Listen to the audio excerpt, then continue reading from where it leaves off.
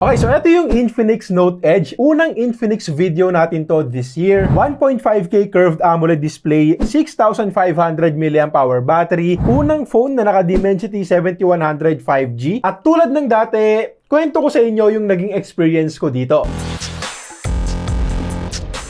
Okay, usapang build and design muna tayo. Unang-una, malaking phone to, pero magaan lang at 185 grams at sobrang nipis lang din at 7.2mm, which is very impressive din considering nga na 6,500 mAh yung battery. Nung mga nakaraang taon, pag ganyan yung battery, matik expect na kaagad natin na bulky yung phone tsaka mabigat. Dito, hindi ganun yung kaso. Actually, nung gamit ko nga, parang wala lang akong dala sa bulsa. Usually, Pro Max or Ultra kasi yung mga nagagamit kong phone itong nakaraan. Yabang ang mga phones yan na talagang umuumbok sa bulsa. So, ramdam ko rin kaagad yung pagkakaiba dito sa manipis na phone. Pag naglalakad ako, hindi gaanong ramdam sa bulsa pag slim yung phone. So, siguro problema na lang kung makakalimutin ka. Baka mas mapadalas yung, asan yung phone ko? Asan yung phone ko? Nasa bulsa mo lang pala. Comment kung may kilala kang ganon. Sa amin yung misis ko. Kaya hindi na rin ako kabado kapag nawawala phone niya. Nawawala. Anyway, very comfortable to hold din yung phone. Curved din kasi yung magkabilang gilid. Hindi makanto. Medyo malaki pa rin siya for one-handed typing. But nung scrolling ako, okay naman. Magaan nga lang din kasi. Yung materials na ginamit sa back panel, not sure kung plastic lang talaga or yung fiberglass material tulad ng ginamit nila sa Infinix Hot 60 Pro Plus. Parang pinong-pinong sandpaper to na smooth hawakan. May IP65 rating which is decent dust and water protection na rin for this kind of phone. Corning Gorilla Glass 7 eye protection para sa display. More than a week na rin tong sinushoot at ginagamit without tempered glass or screen protector, pero okay pa rin. Walang visible na gasgas. Pero syempre hindi ko rin naman to sinasamahan ng susi o barya sa bulsa. Hindi na rin kasi ako nagbabarya. 50,000 or more. Itong green button naman sa lower right ay customizable. Pag nasa camera application ka, pwede mo siyang gamitin as a camera shutter. And pag nasa home screen naman, may iba't ibang functions tayong pwedeng pagpilian. Personally, ginawa ko na lang din siyang pang-launch ng camera app since hindi rin naman madaling mapindot accidentally. And para camera related na lang din lahat ng functions niya. Bukod dyan, may isa pa silang extra feature dito which is the active halo lighting. Simpleng LED lang naman na pwede nating pailawin kapag meron tayong and other notifications, charging, playing music, and more. Personally, hindi ko yan nagagamit. Actually, kahit naman sa ibang mga phones na may ganitong LEDs, but alam ko na Gen Z ang target market ng Infinix dito, so baka mas magustuhan nila yung ganyang feature. In terms of looks naman, meron silang 4 colors na ino-offer. Stellar Blue itong nasa atin ngayon, and makikita nyo dito na sobrang tingkad ng pagka-blue nito. Dark siya kapag hindi naiilawan, pero kapag tinutok mo na sa liwanag, takaw pansin talaga. At isa pang takaw pansin dito, ako. Dahil yung display. Ito kasi yung isa pang binibidang feature nitong Infinix Note Edge and maganda rin talaga. Sabi ko nga kanina, malaking display to, 6.78 inches AMOLED. Very sharp looking display din since naka 1.5K resolution. Higher than the typical Full HD Plus but hindi kasing takaw sa battery ng 2K resolution. Gamit ko for watching video sa iba't ibang streaming apps. Raw on Netflix, Marvel series sa Disney Plus, animated movies sa HBO Max, YouTube videos din sa mga fina-follow kong vloggers and maganda yung kulay. 10-bit panel na panalo na rin talaga for the price. Yung speakers naman nung nanonood ako, naka-dual JBL speakers to. And in terms of parehong loudness and sound quality, okay siya for this category but don't expect na dahil JBL speakers, magiging sobrang ganda or sobrang lakas na. Actually, medyo tini pa nga ng konti which is understandable din naman since manipis nga lang din yung phone. I mean, yung iPhone Air nga, isang speaker lang din yung nalagay, di ba? So, masasabi ko na panapat lang din to para sa asking price nila. Ganon din yung kaso pagdating sa vibration motor. Haptic feedback is just okay kapag typing ako dito, pag may ka-chat or nagsusulat ng script. Sa brightness ako walang marereklamo. Maliwanag na display kahit gamit ko sa labas. 4,500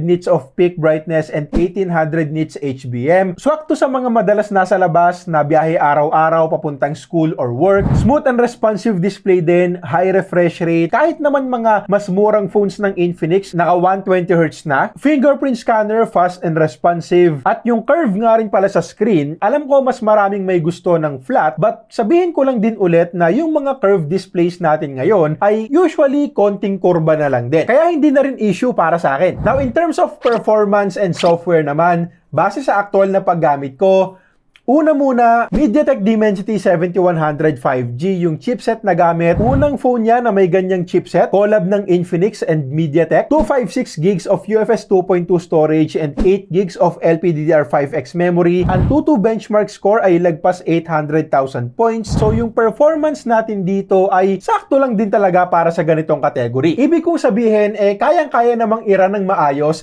yung mga applications na ginagamit ko na usually magagaan lang din. Social media apps, productivity apps, Netflix, Disney Plus, etc. Walang problema sa mga yan. Konting stutters paminsan-minsan lalo na kapag maraming apps na yung naka-open. But tolerable naman at since bagong chip nga lang din, malaki pa rin yung chance na ma-optimize nila to sa mga susunod na updates. Speaking of updates, eto good news din kasi 3 major Android upgrades and 5 years of security patches ang pangako ng Infinix dito. Pinakamatagal na commitment ng Infinix para sa Note series nila. Sana lang talaga this time, mas madalas na updates na yung makita natin sa kanila. In terms of UI naman, okay din sa akin. May mga bloatwares pero hindi naman kasing talamak ng iba. Karamihan dyan ngayon, pwede na ring i-completely uninstall instead of disable lang. Sa paggamit ko, so far wala pa rin namang nag-pop up na advertisement about sugal.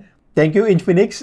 Huwag nyo na sanang tangkain. Touch transfer feature is also interesting. Bali, easy transfer yan from Infinix device to an iPhone. So if ever na naka-iPhone yung kaklase o tropa mo, pwede mong gamitin tong feature na to. O di kaya, naka-iPhone ka, tapos backup phone mo tong Infinix, easy file sharing na lang din and sana all. Unfortunately, walang eSIM support yung mga units dito sa Pilipinas. So, pwedeng bilhan na lang din natin ng Smart eSIM adapter. Nasa YouTube shopping tab din yan. Sa buong paggamit ko, hindi naman naging problema yung signal. Eto, nakapag 5G speed test pa tayo sa BGC and okay naman. Actually, may added feature din sila para maging mas reliable at mas stable yan. Which again is very useful para nga sa mga Gen Z and students na napapadaan sa mga lugar na mahina ang sagap.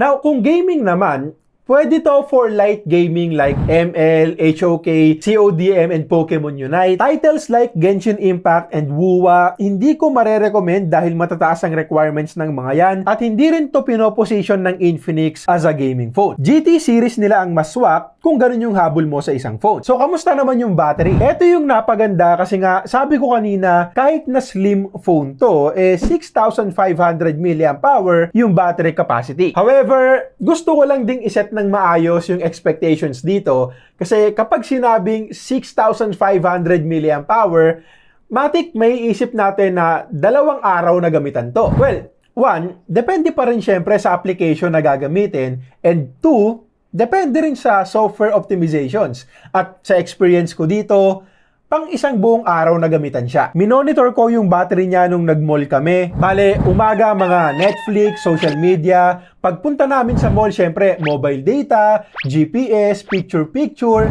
Hindi ko rin naman masyadong nagamit kasi nga, namimili kami nun. Tapos, pag-uwi, Facebook, YouTube, Netflix lang ulit, mga light applications lang.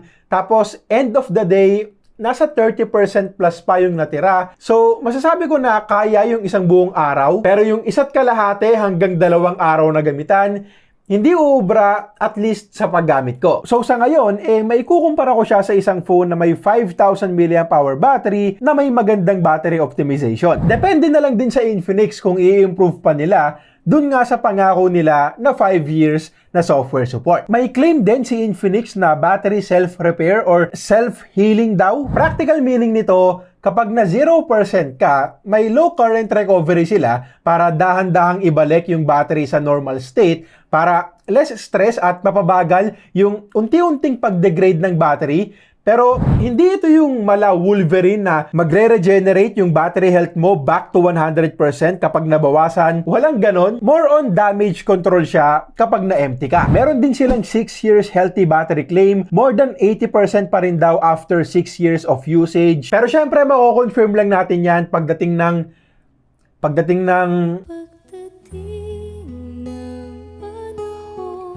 45 watts yung charging speed natin dyan. May included na charger na rin. Bypass charging, meron din sakaling kailangan nyo. Tapos, yung charging time naman natin ay 25 minutes para maging 50% and nasa isang oras lang din para mapuno to 100. Solid na rin para sa ganitong kalaking capacity. Camera performance naman is actually good para sa ganitong klase ng phone. Medyo kulang nga lang tayo pagdating sa extra cameras. Filler cam lang din kasi yung isa. Walang ultra-wide and walang telephoto. Pero eto yung mga kuha gamit ang 50 megapixel main camera. May ilang shots tayo dito na may pagka-soft sa corners but most of the time, pag may good lighting, mabibigyan tayo ng sharp and detailed photos with good colors din.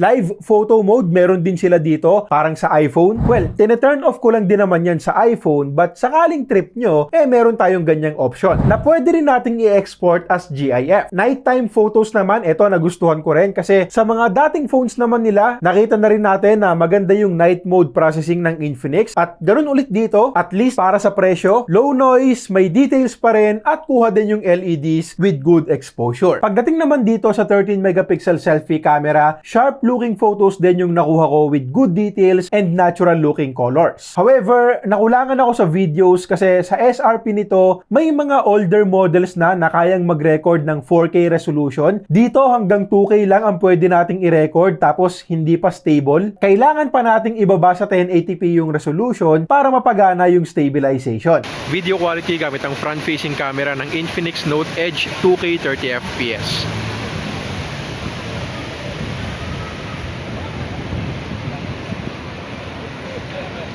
Mukhang goods yung colors, yung details, pero yung stabilization ang problema. Pero hindi naman sobrang alog. Kung gusto nyo ng mas stable, pwede natin ibaba sa 1080p para enable yung EIS.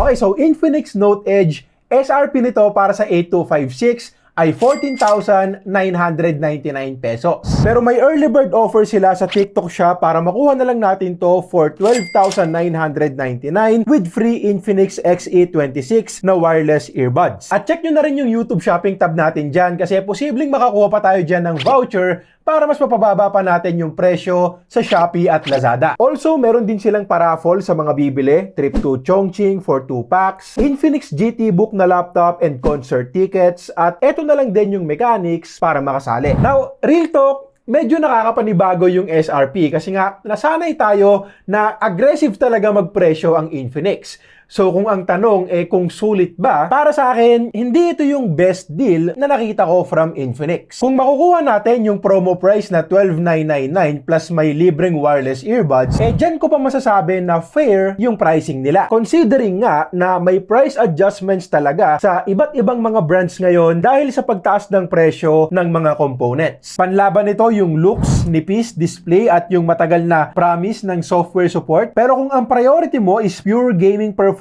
or yung mas kumpletong camera setup, may ibang options pa na mas babagay para sa'yo. Okay, so yun lang muna para sa ngayon. Let me know sa comments kung anong tingin nyo dito at click nyo na rin yung like and subscribe para sa mas marami pang videos.